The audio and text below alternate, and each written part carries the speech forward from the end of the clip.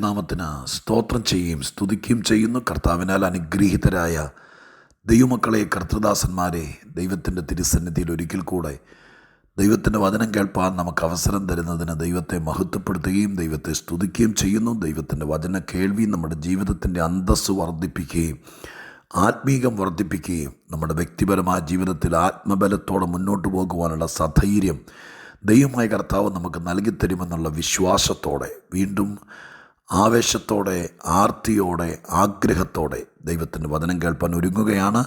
നിങ്ങൾക്കെല്ലാവർക്കും യേശുക്രിസ്തുവിൻ്റെ ധന്യമുള്ള നാമത്തിൽ വിനീതമായ സ്നേഹവന്ദനങ്ങൾ അറിയിച്ചുകൊണ്ട് ഒരിക്കൽ കൂടി എൻ്റെ ദൈവത്തെ പുകഴ്ത്തുകയും വാഴ്ത്തുകയും മഹത്വപ്പെടുത്തുകയും ചെയ്തുകൊണ്ട് ഇന്ന് നമ്മുടെ ചിന്തയ്ക്കാധാരമായിരിക്കുന്ന വേദവാക്യം യിരെമ്യാ പ്രവചനത്തിൽ നിന്ന് ഞാൻ നിങ്ങളെ വായിച്ചു കേൾപ്പിക്കാം. യിരെമ്യാ പ്രവചനം 23-ാം അധ്യായം 36-ാമത്തെ വാക്യം. യിരെമ്യാവ് 23:36. യഹോവയുടെ ഭാരം എന്നിനി മിണ്ടരുത്, അല്ലെങ്കിൽ അവനവൻ്റെ വാക്ക് അവനവന് ഭാരമായിത്തീരും. ആ ഒരു വാചകം മാത്രം എടുക്കട്ടെ. അവനവൻ്റെ വാക്ക് അവനവന് ഭാരമായിത്തീരും. 23-ാം അധ്യായം ദൈവത്തിൻ്റെ ജനത്തെ തെറ്റിച്ച് കളയുന്ന, പ്രവാചകൻ്റെ ഭാഷയിൽ തന്നെ പറഞ്ഞാൽ ദൈവത്തിൻ്റെ മേച്ചിൽപ്പുറത്തെ ആടുകളെ നശിപ്പിക്കുകയും ചിതറിക്കുകയും ചെയ്യുന്ന ഇടയന്മാർക്കും അവരോട് ദൈവം പറയാത്ത ആലോചനകൾ സ്വന്തം ഭോഷ്കിൽ നിന്ന് പറയുന്ന പ്രവാചകന്മാർക്കുമെതിരെയുള്ള കർശനമായ ദൈവത്തിൻ്റെ വാക്കുകളാണ് യിരെമ്യാവിലൂടെ പഴയ നിയമകാലത്ത് ഇസ്രായേൽ ജനത്തിൻ്റെ നടുവിൽ ദൈവം ശക്തമായിട്ട് അരുളി ചെയ്തത്. ദൈവത്തിൻ്റെ ആടുകളെ പരിപാലിക്കുകയും അവരെ ഉപദേശിക്കുകയും അവർ പോകേണ്ടുന്ന വഴി കാണിച്ചു കൊടുക്കുകയും അവരുടെ പോരായ്മകൾ ബോധ്യമാക്കി കൊടുക്കുകയും ചെയ്യുവാൻ ദൈവത്താൽ അന്നേ കാലത്ത് ആക്കി വെച്ച ശുശ്രൂഷകരാണ് ഇടയന്മാരും അഥവാ പുരോഹിതന്മാരും പ്രവാചകന്മാരും. ഈ രണ്ട് കൂട്ടരും ദൈവത്തിൻ്റെ ഹൃദയപ്രകാരം ശുശ്രൂഷിക്കാതെ അവരവർക്ക് ബോധിച്ചതുപോലെ ജനത്തെ പ്രസാദിപ്പിച്ച് ശുശ്രൂഷ ചെയ്തപ്പോൾ ദൈവം അത് കർക്കശമായിട്ടൊരു നടപടിയായിട്ടെടുത്തു. പ്രവാചകനെ കൊണ്ട് ശക്തമായിട്ട്, അഥവാ യിരെമ്യാ പ്രവാചകനെ കൊണ്ട് ശക്തമായിട്ട് അതിനെതിരെയുള്ള നടപടികൾ വരുന്നുണ്ടെന്ന് പ്രവചിപ്പിച്ചു. അതുകൊണ്ടൊക്കെ യിരെമ്യാവിന് വളരെ ബുദ്ധിമുട്ടുകൾ നേരിടേണ്ടി വന്നെങ്കിലും ദൈവം പറഞ്ഞ കാര്യങ്ങൾ സത്യസന്ധമായിട്ട് ജനത്തിൻ്റെ നടുവിൽ യിരെമ്യാവ് പ്രവചിച്ചു. അങ്ങനെ ഈ നീണ്ട അധ്യായത്തിനകത്ത് ഒന്ന് വായിച്ചു നോക്കണം കേട്ടോ എല്ലാവരും. ഞാൻ സ്നേഹത്തിൻ്റെ ഭാഷയിൽ പറയുകയാണ്. ശുശ്രൂഷ ചെയ്യുന്നവർ, ശുശ്രൂഷ അനുഭവിക്കുന്നവർ, പ്രവചനം ഇഷ്ടപ്പെടുന്നവർ, പ്രവാചക ശുശ്രൂഷ ചെയ്യുന്നവർ എല്ലാവരും ദയവായി സ്നേഹത്തോടെ, ഇതൊരു വിമർശന വാക്കായിട്ടെടുക്കരുത്. യിരെമ്യാവ് 23-ാം അധ്യായം വായിക്കണം, വായിച്ചിരിക്കണം. അബദ്ധം പറ്റാതിരിപ്പാൻ, ദൈവകോപം നമ്മുടെ മേൽ ചൊരിഞ്ഞു വീഴാതിരിപ്പാൻ അത്രയ്ക്ക് കർശനമായ കാര്യങ്ങൾ ബോധിപ്പിക്കുന്ന ഒരധ്യായമാണ് 23-ാം അധ്യായം. എന്നിട്ടിവിടെ ആ കാര്യങ്ങൾ പറഞ്ഞു വരുമ്പോൾ അതിനിടയിൽ പറഞ്ഞിരിക്കുന്നൊരു വാചകം, സന്ദർഭത്തിൽ നിന്ന് അടർത്തി മാറ്റിയ വാചകം മാത്രം നമ്മുടെ നന്മയ്ക്ക് വേണ്ടി പറയാൻ ആഗ്രഹിക്കുക. ആ വാചകമാണ് ഞാൻ അടിവരയിട്ട് സൂക്ഷിക്കുകയും നിങ്ങളോട് എടുത്തു പറയുകയും ചെയ്തത്.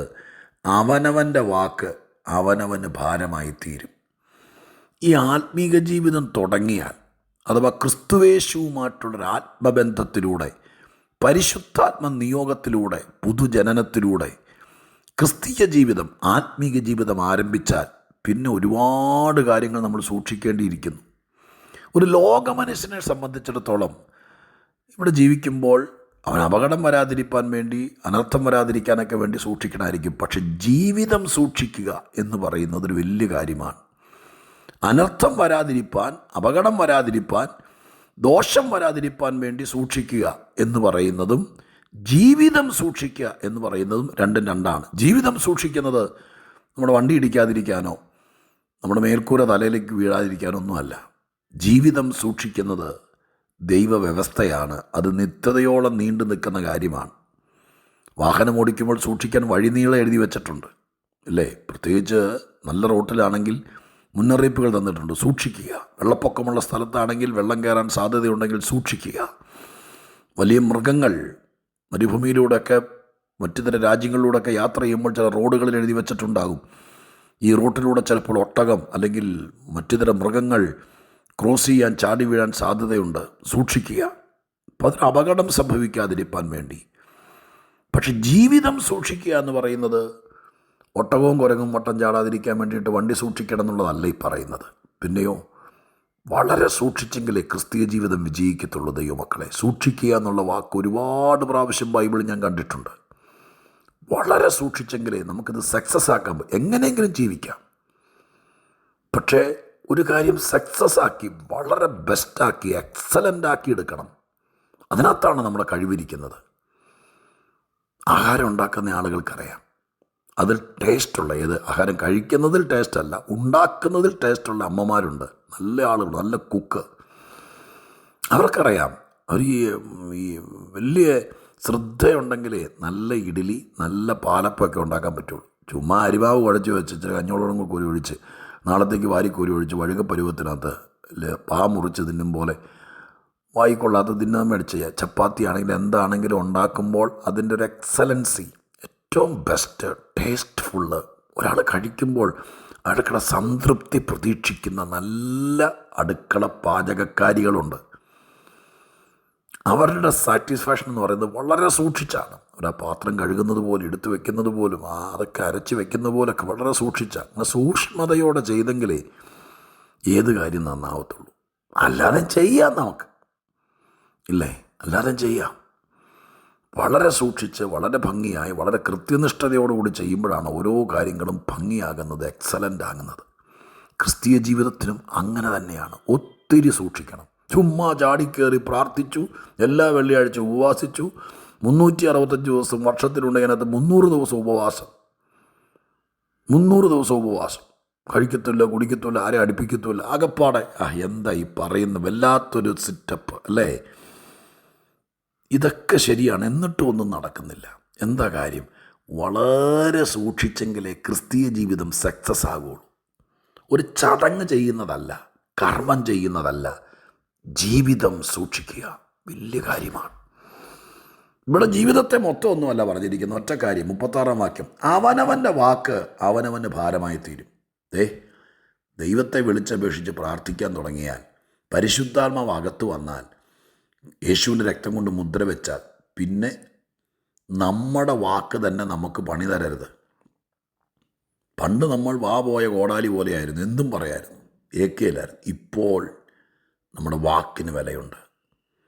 അതുകൊണ്ട് എന്നെ കേൾക്കുന്ന, പ്രാർത്ഥിക്കുന്ന ഭക്തരായ ദൈവമക്കളായ യേശുവിനെ മുറുകെ പിടിക്കുന്ന പ്രിയപ്പെട്ടവർ കേട്ടോളണം. ആ വാക്ക് നിങ്ങൾ ബൈബിൾ തുറന്ന് അടിവരയിടണം. അവനവൻ്റെ വാക്ക് അവനവന് ഭാരമായി തീരും. എന്തെങ്കിലും ചാടിക്കേറി പറയരുത്, തന്നെത്താൻ ഒതുക്കരുത്, നമ്മെ തന്നെ ശപിക്കരുത്. എൻ്റെ മനസ്സിൽ ഒരുപാട് ആളുകളുടെ വാക്ക് അവരവർക്ക് ഭാരമായി തീർന്നത് എൻ്റെ മനസ്സിലൂടെ ഓടി പോകുന്നുണ്ട്. ഞാൻ ഒറ്റയാളെ പറയാം. ശമൂവേലിൻ്റെ പുസ്തകം 27-ാം അധ്യായത്തിൻ്റെ 1-ാം വാക്യത്തിലാണ് നമ്മൾ പലപ്പോഴും ശ്രദ്ധാലുവായി കണ്ടിട്ടുള്ള ഒരു വലിയ കഥാപാത്രമാണ് ദാവീദ്. 1 ശമൂവേൽ 27-1 അദ്ദേഹം പറയുകയാണ്, ഞാൻ ശൗലിൻ്റെ കയ്യാൽ നശിക്കുകയുള്ളൂ, ഫെലിസ്ത്യരുടെ ദേശത്തേക്ക് ഓടിപ്പോവുകയല്ലാതെ എനിക്കിനി രക്ഷയുണ്ടെന്ന് തോന്നുന്നില്ല. തന്നെത്താൻ പറഞ്ഞ വാക്കാണ്. ആ വാക്ക് ഭാരമായി തീരുമെന്ന് ദൈവത്തിൻ്റെ ഒരു പോളിസിയാണ്. അങ്ങനെ പറയാൻ പാടില്ലായിരുന്നു. നമുക്കിപ്പോൾ തിരിഞ്ഞെന്ന് പറയാം, ഇയാൾക്കിത് പറഞ്ഞാൽ മതി, അനുഭവിക്കുന്ന ദാവീദിനല്ലേ അറിയത്തുള്ളൂ. എന്താണെങ്കിലും എത്ര അനുഭവിച്ചാലും പറയാൻ പാടില്ല. എന്താ പറഞ്ഞത്? ഞാൻ ശൗലിൻ്റെ കയ്യാൽ തീരുകയുള്ളൂ, ഫെലിസ്ത്യ ദേശത്തേക്ക് ഓടിപ്പോകുകയല്ലാതെ വേറെ നിവൃത്തിയില്ല. 2 കാര്യമാണ് അറമ്പറ്റിയ വാക്ക് പോലെ പറഞ്ഞത്. അതുകൊണ്ട് എന്ത് പറ്റി? കാര്യം ശരിയാണ്, ശൗൽ ഓടിക്കാൻ തുടങ്ങിയിട്ട് കുറേ നാളുകളായി. പക്ഷെ ദൈവത്തിന് ദാവീദിനെ ആവശ്യമുള്ളതിൻ്റെ പേരിൽ മാത്രം ആദ്യത്തെ കാര്യം അത് ശൗലിൻ്റെ കയ്യാൽ തീരുകയുള്ളൂ എന്ന് പറഞ്ഞത് ദൈവം കരുണ കാണിച്ച് ഏറ്റില്ല. രണ്ടാമത്തത് ഫെലിസ്ത്യദേശത്തേക്ക് ഓടിപ്പോകുകയല്ലാതെ വേറെ വഴിയില്ലെന്ന് പറഞ്ഞു. ഫെലിസ്ത്യദേശത്ത് പോകേണ്ടവനല്ല, പക്ഷെ പോകേണ്ട വന്നു. അവിടെ പോയിട്ട് കെഞ്ചി എനിക്കൊരു ജോലി തരാമോ എന്ന് ഫെലിസ്ത്യ രാജാവിനോട് ചോദിക്കേണ്ട വന്നു. ലാസ്റ്റ് അങ്ങേര് പട്ടാളത്തിലെടുത്തു. ദാവീദെന്ന് അറിഞ്ഞുകൊണ്ട് തന്നെയാണ്. പക്ഷേ ഗതി പിടിച്ചില്ല. സിഗ്ലാഗിൽ പോയി ഭാര്യമാരെ താമസിപ്പിച്ചു. അത് നാട്ടുകാർ വന്ന് തീയിട്ടു. അയ്യോ, ഇസ്രായേലിൽ കിടന്നപ്പോഴുണ്ടായതിനേക്കാൾ തലവേദനയും സ്വസ്ഥതകേടും, നെഞ്ചു പൊട്ടി, അത്രയും. അവിടെ എഴുതിയിരിക്കുന്നത് എങ്ങനെയാണ്? ദാവീദ് നെഞ്ചു പൊട്ടി കരയാൻ ശക്തിയില്ലാതെയാകോളം കരയേണ്ട വന്നു. ആ ഭാഗം വായിച്ചിട്ടുള്ളവർക്കറിയാം. ഇതിനു മുമ്പൊന്നും ശൗൽ ഓടിച്ചപ്പോൾ മോൻ മരിച്ചപ്പോൾ, കുഞ്ഞ് മരിച്ചപ്പോൾ ഒന്നും ഇത്രയും കരഞ്ഞിട്ടില്ല. എന്നാൽ തന്നെത്താൻ പറഞ്ഞു വെച്ച വാക്ക് നിലത്ത് കമന്ന് കിടന്ന് കരയിപ്പിച്ചു. അരുത്. നാം നമുക്ക് തന്നെ ഭാരം വിളിച്ചു വയ്ക്കരുത്. അവനവൻ്റെ വാക്ക് അവനവന് ഭാരമായി തീരും. ശുഭകരമായത് എന്ത് സഹിച്ചാലും, എത്ര വേദനയിട്ടാലും, എന്തു വന്നാലും എൻ്റെ പ്രിയപ്പെട്ടവരെ, ഒരിക്കലും നമ്മുടെ വേറെ ആരും പറഞ്ഞോട്ടെ, ഞാൻ സാധാരണ പറയാറുണ്ട്, നീ പെറ്റ അമ്മ പറഞ്ഞാൽ നൊമ്പരപ്പെടുന്നൊക്കെ എനിക്കറിയാം. എന്നാൽ പോലും ആവശ്യമില്ലാതെ ഒരമ്മ കയറി നമുക്കെതിരെ എന്ത് പറഞ്ഞാലും ദൈവമാണ് അന്തിമ വിധി പറയുന്നത്. പക്ഷെ ഞാൻ കയറി കൂടെ പറയുക, ഞാൻ നശിക്കുകയുള്ളൂ, ഞാൻ നന്നാവില്ല, എൻ്റെ ഗതികേടാ, എൻ്റെ തലയിലെഴുത്താ, ഇങ്ങനെ തന്നെ വരും, എനിക്കറിയായിരുന്നു, ഇത് പറഞ്ഞുകൊണ്ടിരുന്നാൽ ഇത് നമുക്ക് ഭാരമായി തീരും. അതുകൊണ്ട് പരിശുദ്ധാത്മാവ് പറയുന്നു, നിങ്ങളെക്കുറിച്ച്, നിങ്ങളുടെ മക്കളെക്കുറിച്ച്, നിങ്ങളുടെ കുടുംബജീവിതത്തെക്കുറിച്ച്, നമ്മുടെ ഭാവിയെക്കുറിച്ച് നല്ലതേ പറയാവൂ. ഒത്തിരി വേദനയായിരിക്കും. ദാവീദ് പറഞ്ഞ പോലെ സഹിക്കാൻ പറ്റാത്ത പ്രയാസമായിരിക്കും. പക്ഷേ പറയരുത്. ഉള്ളിൽ കടിച്ചു പിടിച്ചാലും വാക്ക് പുറത്തു വരരുത്. വല്ലതും പറഞ്ഞിട്ട് ആ വാക്ക് ഭാരമായി മാറരുത്. ഒരു നാട് മുഴുവൻ നിനക്കെതിരെ പറഞ്ഞാലും ദൈവം ആ വാക്ക് തട്ടിക്കളയും. നിനക്കത് ഭാരമായി മാറില്ല. നിൻ്റെ ക്ലാസ് ടീച്ചറോ, നിൻ്റെ ട്യൂഷൻ മാസ്റ്ററോ, നിൻ്റെ മേലുദ്യോഗസ്ഥനോ, നിൻ്റെ ക്ലാസ്മേറ്റോ, ആരും നിന്നെ കളിയാക്കിക്കോട്ടെ, ആരും പറഞ്ഞോട്ടെ, ആ വാക്കൊന്നും വലിയ ഭാരമാകില്ലെന്നേ മായ്ച്ചു കളയാം. പക്ഷെ നാം തന്നെ പറഞ്ഞു വെക്കുന്ന വാക്കുകൾ ഭാരമായാൽ കല്ലുരുട്ടി വെച്ചോലെ ഇരിക്കും, പിന്നെ പോകില്ല.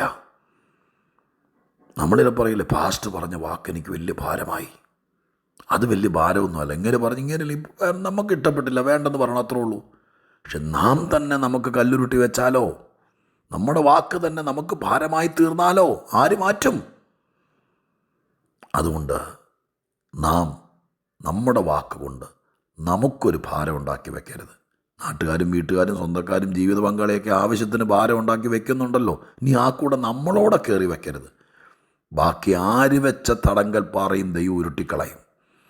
നാം തന്നെ നമുക്കായി വെച്ച ഭാരമുള്ള കല്ല് അത് ചിലപ്പോൾ ഉരുട്ടിക്കളയില്ല. നമ്മളായിട്ട് കല്ലുരുട്ടി വെക്കരുത്, ഭാരം വരുത്തി വെക്കരുത്.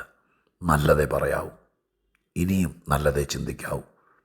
മക്കളെക്കുറിച്ചും നമ്മളെക്കുറിച്ചും പറഞ്ഞു പോയതിനൊക്കെ ഒരു വാക്ക് ക്ഷമ ചോദിക്ക്.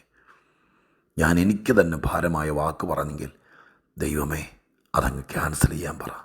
പുതിയൊരു തുടക്കം നമുക്കാകാം. ഈ വാക്യം അടിവരയിടാം, നമുക്കതിനായി പ്രാർത്ഥിക്കാം. പരിശുദ്ധ ദൈവമേ, ഞങ്ങളുടെ സ്വർഗീയ പിതാവേ, ലോകം ഞങ്ങൾക്ക് ഭാരം തരുന്നതാണ്. വീട്ടുകാരും നാട്ടുകാരും കൂട്ടുകാരൊക്കെ ഒത്തിരി ഭാരപ്പെടുത്തിയവർ എന്നെ കേൾക്കുന്നുണ്ട്. പക്ഷെ സ്വന്തം വാക്ക് ഭാരമായി മറിഞ്ഞു വന്നാൽ അത് മാറ്റാൻ ആർക്കും കഴിയില്ലെന്ന് ഞങ്ങൾ തിരുവെഴുത്തിലൂടെ പഠിക്കുന്നു. ഞങ്ങളുടെ വാക്കുകളിൽ വന്നുപോയ കുറ്റങ്ങൾ ക്ഷമിക്കണേ. ഞങ്ങളെക്കുറിച്ചും ഞങ്ങളുടെ കുഞ്ഞുങ്ങളെക്കുറിച്ചൊക്കെ സഹിക്കവയ്യാതെ വന്നപ്പോൾ പറഞ്ഞതൊക്കെ ക്ഷമിക്കണേ. ഇനി പറയില്ലപ്പാ. ഞങ്ങൾക്കൊരനുഗ്രഹമായിരിക്കട്ടെ, ഭാരമാകാൻ അനുവദിക്കരുത്. യേശുവിൻ നാമത്തിൽ പ്രാർത്ഥിക്കുന്നു, കേൾക്കണമേ പിതാവേ. ആമേൻ.